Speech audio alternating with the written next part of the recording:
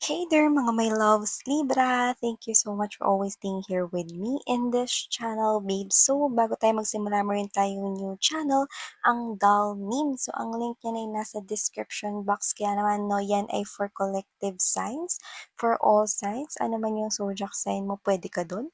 So, yes mga babes, so, sa mga nakatambay na dun, maraming salamat, no. At kung hindi nyo pa nahihit yung subscribe button, no, I will advise you no to consider that kasi para mapindot mo yung bell no para ma-notify ka no kapag meron tayong freshly uploaded na video readings no kasi yun yung use no mga babes no. So para ma-update kayo pagka meron tayong bagong lagay lang no na video readings no, you might want to do that. So, yun nga mga babes, no, by the way, my name is Yan. Hi and hello sa mga new subscribers. Tuloy-tuloy po kayo rito. At sa walang sawa na nakasuporta sa akin dito, returning subscribers, maraming salamat po. So, let's see. Libra, what do we have here for you guys? Wala tayong gender and just take how this resonates. Babae, lalaki, LGBT, cross-watchers, you can flip rose if you want. And of course, you have your free will at the end of the day. So, let's see. Let's go.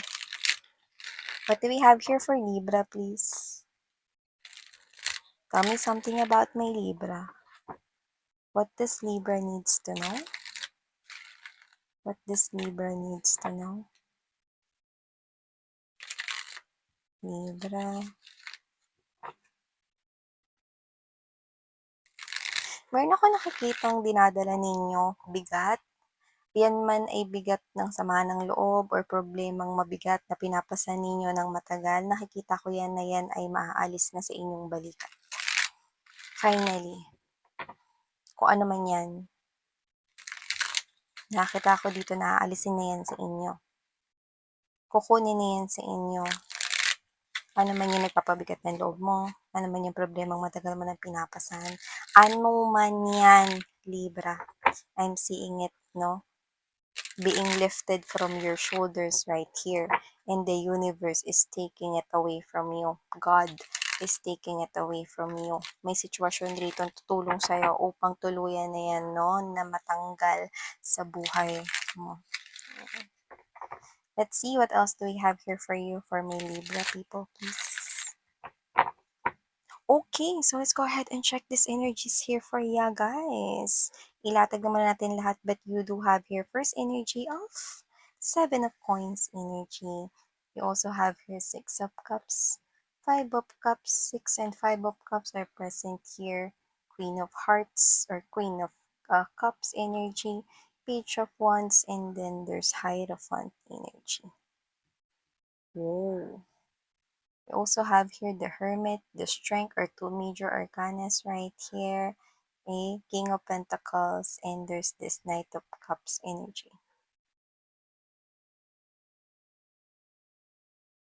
Someone around you, possible workmate, pero yung iba pwedeng boss mo ito or business partner for others of you. This is someone here na parang dinadaga yung loob niya, Libra, no? Kung magkatrabaho kayo, which is high chance, yes. Magkatrabaho kayo or nagkakilala kayo sa trabaho or dahil sa katrabaho, yun yung pinaka-nakukuha natin. But just take how this resonates here. I'm sensing that this person here is realizing his or her own feelings for you. So, nakita ko rito ng offer of love coming from that boss of yours, kung boss mo yun, or someone here, colleagues or co-workers mo rito, no, or someone, no, na katrabaho or nakilala mo dahil sa katrabaho or katrabaho mo mismo.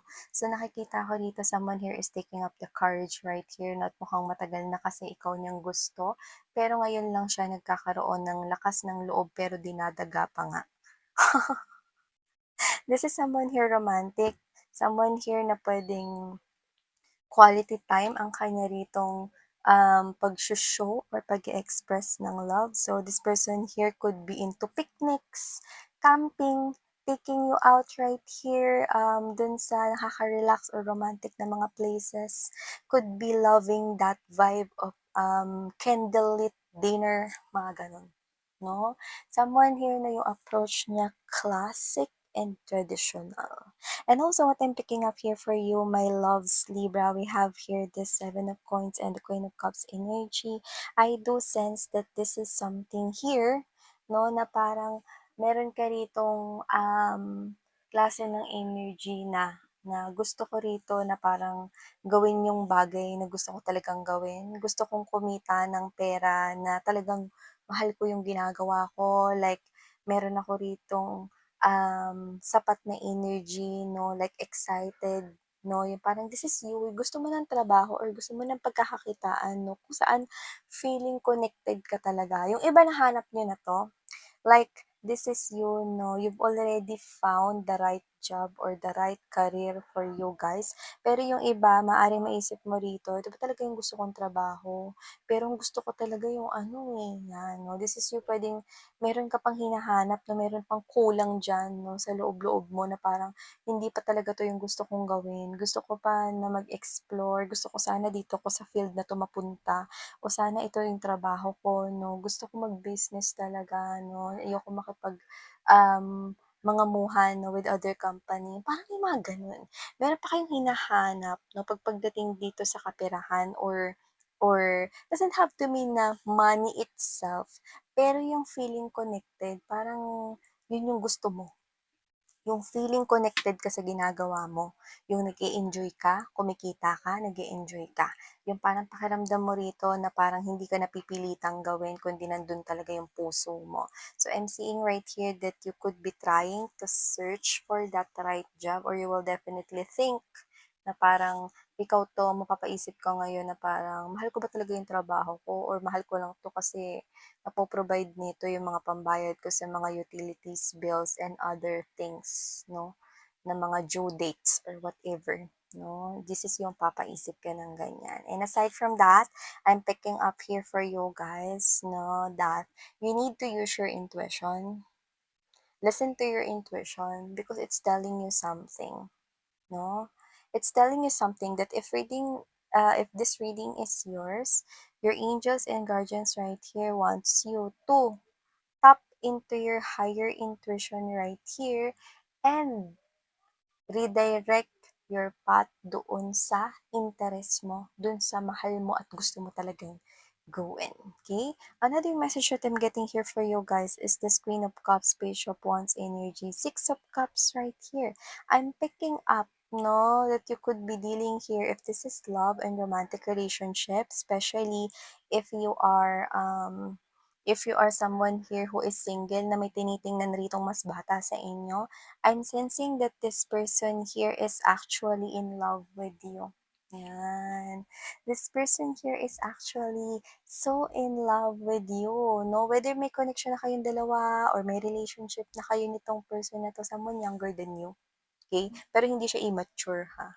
Nakakuha tayo rito ng mature vibes coming from that person here. So this person here is someone na nakasuporta sa'yo, willing na i-take tong connection na to the next level. This person here could be nagsimula kayo as a friend, at naging lovers na lang kayo. Yung iba, puwedeng meron kayong tinitingnan 'no, na someone younger sa malayo. I'm seeing Libra 'no, that this person here loves you.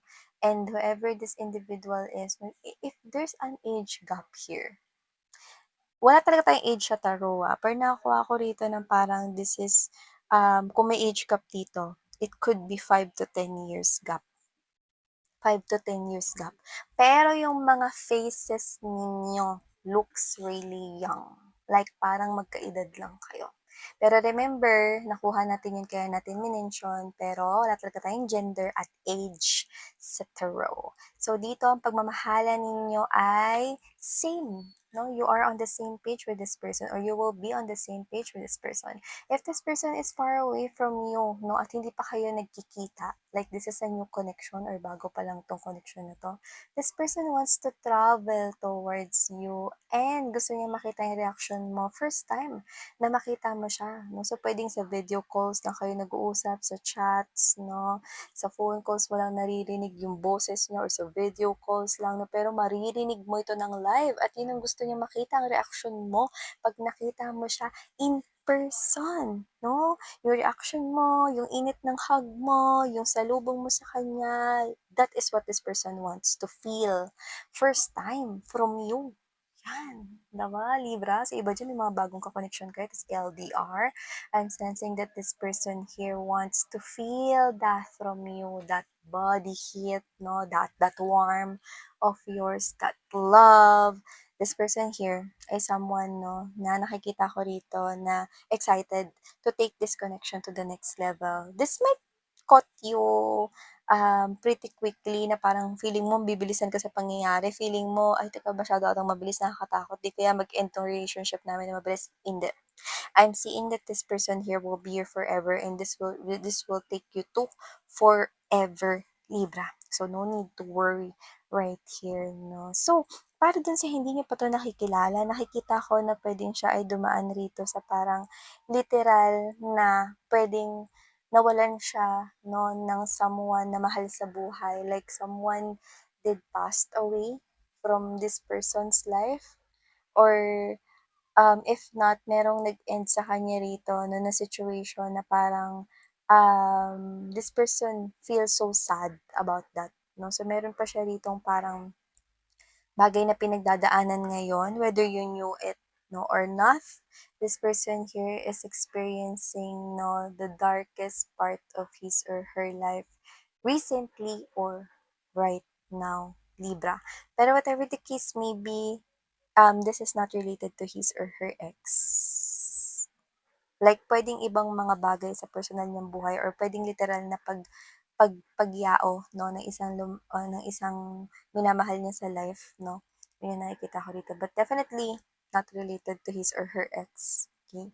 This is someone here who is definitely that right guy, right woman for you.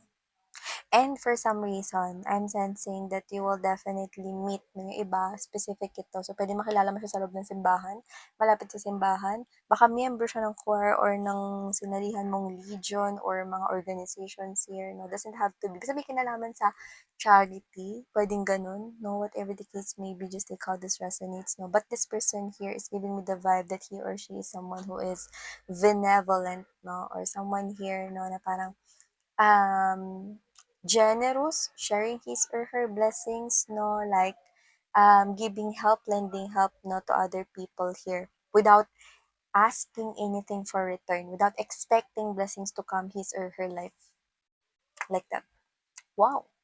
So, nakikita ko dito Libra, no, na eto, pahabol na mensahe here for you guys, no. Walang magmamadali sa may LRT kasi kahit hindi yan kakamap, nakakita ko rito na posibleng may madulas at may maumpog diyan, no, yung binti or yung tuhod ninyo, no. At hindi ko naman nakita na kayo'y gugulong sa hagdanan na yan, no, pero nakikita ko, no, na puwede kayo ritong magkaroon ng pasa, no, at puwedeng magalusan kayo ng bahagya. So, siyempre 'no, naglakad kayo masakit 'yun paika-ika 'no, so huwag kayong tatakbo. Nakita ko that it's like a subway, it's like a train station, it's like something here 'no, na parang may stairs 'no, and it's transportation. Whatever the case may be, do not run, okay? Especially 'no, kung tiles yung or madulas 'no, na walang friction yung sahig 'no, do not run. Okay? So yeah, these are all the messages right here for you, Libra. And thank you so much for your time and effort na binibigay niyo dito sa channel na ito. Maraming salamat from the bottom of my heart. Sarang hail, love, and light, and annyeong!